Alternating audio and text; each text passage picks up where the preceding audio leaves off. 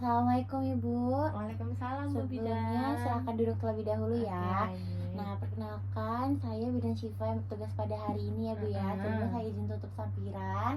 Nah, baik. Sebelumnya di sini Ibu ada keperluan apa Bu? Oh, saya ingin ber-KB Bu Bidan. Oh, ingin ber-KB ya. Sebelumnya sudah pernah mendengar soal KB apa aja gitu Bu? Sebelumnya saya pernah dengarnya cuma suntik KB 3 bulan Bu Oh gitu. rencananya. Jadi Heeh. ini Ibu sudah menentukan ingin menggunakan KB? Iya, saya Oh. sudah menentukan, saya pilih dengan suami jadi suntik 3 bulan. Oke, baik. Heeh. Sebelumnya Ibu ini udah kondisi Ibu masih menyusui atau baru saja Oh, saya melahirkan? menyusui Bu setelah sudah selesai melahirkan kok. Sudah 40 hari gitu. Oke, baik. Kalau begitu di sini saya akan membantu Ibu untuk menjelaskan mengenai suntik KB 3 bulan ya. Iya, Dengan baik. alat bantu pengambilan keputusan ber-KB. Nah, baik. Ini saya buka bagian KB suntiknya terlebih dahulu ya, Bu ya. Nah, sebelumnya sudah pernah kan mendengar tentang KB suntik 3 bulan ya? Iya Bu, sudah pernah. Jadi suntik 3 bulan itu Ibu nanti datangnya 3 bulan sekali. Nah, dalam suntik KB 3 bulan itu mengandung hormon. Jadi suntik 3 bulan ini sama aja dia KB hormonal ya Bu ya. Nah, dia mengandung hormon progestin tapi tidak estrogen sehingga baik untuk ibu yang sedang menyusui. Nah, KB ini juga sangat efektif Ibu. Dan untuk kalau ingin berhenti itu juga mudah, tapi perlu waktu untuk dapat hamil kembali. Lalu KB ini aman bagi hampir semua ibu. Lalu tapi ada efek sampingnya juga Ibu. Dia bisa merubah haid bulanan. Nanti untuk selanjutnya bisa saya jelaskan lagi ya Bu ya ini di halaman selanjutnya.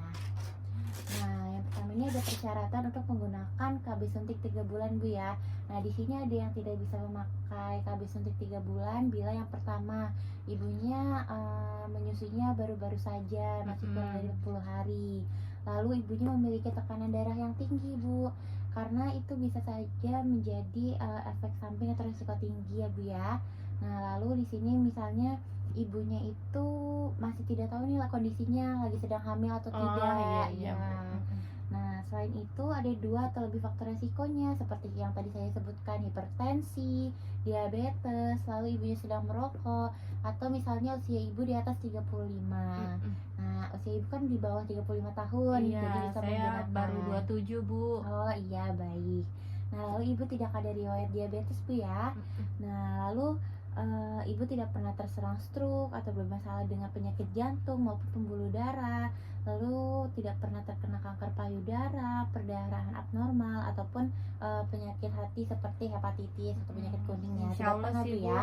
nggak ada penyakit-penyakit lainnya ya, sehat-sehat iya. aja alhamdulillah. Oke, alhamdulillah Bu ya. Nah, selanjutnya ini ada kemungkinan efek samping yang tadi saya ada jelaskan di awal. Nah, efek samping ini sebenarnya tidak berbahaya dan bukan tanda-tanda penyakit, tetapi bisa saja terjadi karena kan KB ini bersifatnya hormonal ya Bu ya. Nah, yang sangat umumnya itu biasanya perubahan haid bulanan ya Ibu, yang biasanya terjadi selama beberapa bulan pertama setelah menggunakan KB. Misalnya haidnya tidak teratur atau biasanya haidnya tuh hanya terjadi flek-flek saja, iya. Atau bisa jadi tidak haid sama sekali. Tapi itu biasanya tergantung hormon ibu masing-masing gitu. Lalu misalnya saat haid perdarahannya banyak, tapi itu jarang terjadi ya Bu ya. Gitu. Nah, lalu yang selanjutnya bisa saja berat badannya naik. Biasanya tuh rata-rata naiknya 1 sampai 2 kilo. Tapi itu bisa juga merubah pola makan gitu. Jadi Tergantung pola makannya ya Bu ya. Iya. Nah, lalu di sini ada yang keluhan lain atau tidak umum tapi ini Bu. Misalnya dia itu bisa minum paracetamol atau ibuprofen untuk yang sakit kepala gitu. Biasanya kan yang tidak umum itu seperti sakit kepala atau ada nyeri payudara atau misalnya ibu tuh suasana hatinya jadi berubah-berubah. Kayak mau mens gitu ya Bu ya. Jadi kayak pramenstruasi gitu. Lalu mual-mual, rambut rontok dan gairah seksualnya menurun ataupun jerawat gitu. Oke, baik. Jadi dari penjelasan saya tadi mungkin masih ada yang ingin ditanyakan Bu atau sudah yakin?